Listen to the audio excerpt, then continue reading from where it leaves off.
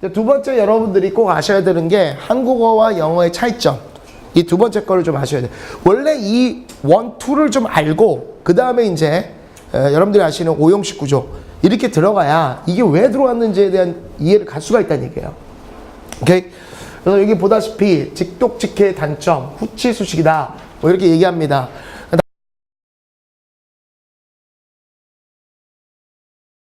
다시 말하면 직독직해라는 게 되게 있어 보여요. 말 그대로 하면 뭡니까? 읽어가면서 완전하게 독해가 된다는데 사실 구조적으로 대한민국 국민이 그렇게 할 수 없어요.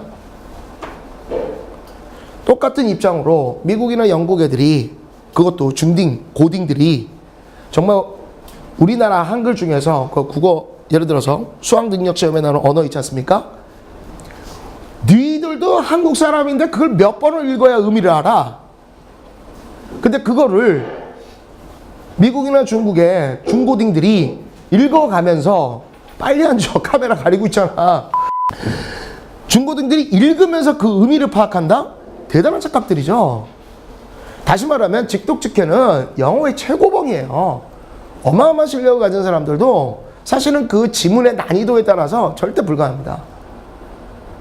여러분들 국어에 나오는 우리 지금 수학능력시험 언어 나오는 그 지문 그렇게 만만치 않아요. 근데 그거보다 더 높은 게 뭡니까? 논문이라든지 사설, 신문 사설이라든지 또는 여러분들 우리 전문가들이 많이 보는 학술 잡지 같은 거 있지 않습니까? 또 이제 그 지식인들이 보는 뭐 좀 유명한 것들이 뭐 주간 한겨레라든지 월간 동화 이런 것들은 굉장히 정치, 경제, 그다음에 사회, 문화에 대한 기반 배경 지식이 있어야지만 그 글을 읽고 이해를 할 수 있어요. 근데 정말로 말 같지도 않은 거죠. 어떻게 미국, 영국 애들이 그런 지문을 갖다 읽으면서 이해를 할 수 있다는 얘기입니까? 여러분들이 수능에 나오는 지문은요, 굉장히 고급적인 걸 써요. 반드시 윤리적, 긍정적, 선적인 걸 쓰죠. 국가에서 시험 내는 거 아니야. 그래서 돈 떨어졌는데 돈을 주워서 뭐 경찰서나 주인에게 돌려줘라. 이런 게 답이지. 뽀려라. 따로 챙겨라.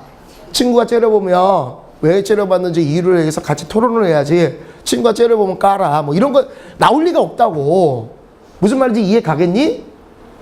근데 굉장히 고급적인 지문인데 그 대부분의 지문들이 뭐야? 대통령 연설문이라든지 뭐 오바마라든지 또 링컨 대통령 연설문이라든지 또는 뭐 네이처, 포춘 이 같은 전문 학술지라든지 뭐 뉴스위크, 타임스와 같은 교양시사 잡지들이에요.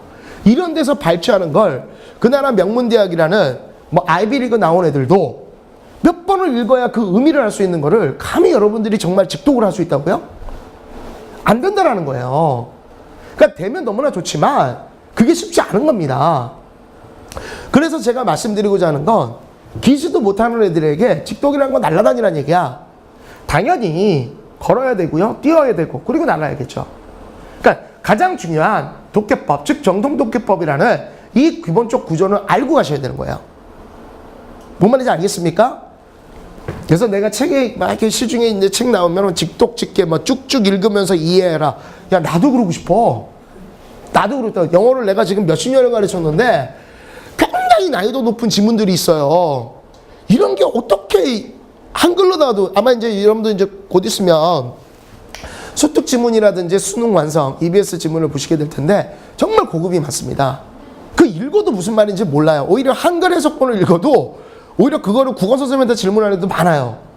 그건 독해가 아니죠. 그냥 안구 정화 운동이죠. 무슨 말인지 알겠습니까? 두 번째, 구조적으로요. 영어와 한국어는 절대로 차이점이 굉장히 크게 있어요. 수식 구조의 차이점. 그러니까 직독직해라는 방식이 구조적으로 안 맞습니다. 너희도 우리가 언어를 배울 때 가장 그래도 잘 배운다라는 언어가 어디예요? 우리가 좀 쉽게 배울 수 있는 게 일본어죠. 일본어를 좀 쉽게 얘기하잖아. 일본어는 우리나라 사람들이 배우기가 조금 편해요. 이유가 뭡니까? 어순이 같아요. 근데 동양권에서 가장 영어를 잘 배울 수 있는 나라가 어디예요? 중국이거든요. 왜죠? 중국이 영어랑 어순이 같아요. 그래서 유럽 애들은 웬만해서 영어를 다 해요. 왜? 원래 이제 그 라틴이라든지 게르만어부터 다 튀어나온 거기 때문에 발음만 좀 틀릴 뿐이지 스펠링이라든지 이런 거 굉장히 흡사하고 특히 어순은 100% 같아요. 뭔 말인지 알겠습니까? 그러니까 어순 원리. 그래서 내가 첫 번째 여러분들한테 뭐라고 그랬어? 영어의 생명은 자리다. 그 얘기를 했던 게 바로 어순 원리예요. 두 번째는 수식 구조 자체가 좀 틀리다라는 겁니다. 이런 차이죠. 자, 후치라는 말부터 먼저 얘기한다면 후치는 어떤 의미야? 뒤에다 놓고 꾸며주겠다는 얘기야. 자, 정확히 용어를 해. 용어 정리가 안 되면은 제대로 이제 개념이 잘 안 잡힙니다. 수식이란 말은 여러분들이 이제 들으셨을 때 제한, 한정 이런 말과 거의 같다라고 보시면 돼요. 그래서 여러분들 공부하시다 보면 이런 얘기 있지. 뭐 한정적 용법이다, 제한적 용법이다, 이런 용어를 듣지 않습니까? 이게 사실은 거의 다 같은 말이에요. 오케이? 생각을 해봐봐. 꾸며주는 게 길면 길수록 어떻게 되죠? 대상은 축소, 한정, 제한되죠. 자, 여자애를 봐라. 너무 광범위합니다. 자, 머리 긴 여자애를 봐라. 머리 짧은 애 아웃이지. 머리 길고 바지 입은 여자애를 봐라. 치마 입은 애 아웃. 머리 길고 바지 입고 안경 쓰고 그 위에 빤스 입은 여자애를 봐라. 광녀 하나예요. 다시 말하면 꾸며주는 말이 길면 길수록 어떻게 됩니까? 대상은 축소, 제한, 한정된다는 거예요. 이거 대단히 중요한 말이야. 잠시 후에 이 말과 문법과 독해를 같이 결합해 줄 거예요. 그러니까 내가 굉장히 화를 내는 건 우리나라 영어로 보면요, 단어 따로, 듣기 따로, 독해 따로, 구문 따로, 문법 따로입니다. 웃기지 않아요? 웃기지 않아요? 결국 언어를 배우는데. 물론 분야는 5개가 될 수 있어. 근데 결국 핵심은 뭐지? 어떤 지문에서 작자가 썼던 정보를, 인포메이션을 내가 받아들여서 그것에 해당되는 주장이나 주제나 의미를 찾아내는 거 아닙니까? 그럼 문법이라는 것도 결국은 모든 것들이 단어건 뭐건 다 지문상에 녹아 있어야 되잖아요. 근데 제각기 따르더라고요. 이건 아니라는 거예요. 그러면 왜 문법이라는 걸 배우죠? 가장 힘들어하는 게 문법입니다. 왜 문법을 갖다 배우죠? 그렇게 쓰지 않으면 정확한 의사 전달이 안 되기 때문에 하는 거죠. 당연한 거잖아. 그치? 그걸 위해서 지금 내가 용어 정리를 해주는 거야. 제한, 한정, 제한, 한정, 수식. 이게 같은 용어라고 보시고, 이게 길면 길수록 뭐가 된다? 대상은 축소, 제한, 한정이죠. 다시 말하면 가장 중요한 소재 제재가 됩니다. 오케이? 그 다음에 이제 후치라는 말은 말 그대로 뒤에 두고 꾸며주겠다라는 의미예요. 그럼 요거의 반대말은 뭐겠어? 한자 몰라? 그렇지, 그렇지. 그죠? 그러면 느낌이 있는 애들 할 거야. 그러면 선생님 전치사라는 게 그럼 그런 건가요? 그렇습니다. 당연히 앞에다 두고 꾸며줘라. 이런 얘기예요. 근데 내가 또 이걸 얘기를 하면 이게 거의 전국에 있는 애들이 다 똑같이 얘기하더라. 내가 이제 이렇게 얘기를 해요. 가장 중요한 2대 품사가 있다라고 그랬지. 영어는 딱 2가지 품사가 가장 컨텐츠어로 핵심어가 된댔죠. 뭐와 뭡니까? 명사와 동사랬지. 그지? 이렇게 해놓고 이렇게 써요. 자, 명사를 꾸며주는 건 딱 품사가 하나밖에 없다. 뭐지? 그러면 형용사요. 그러면 형, 명 딱 이러면 애들이 자연스럽게 자, 형, 명 그러면 주, 동 이렇게 나와요.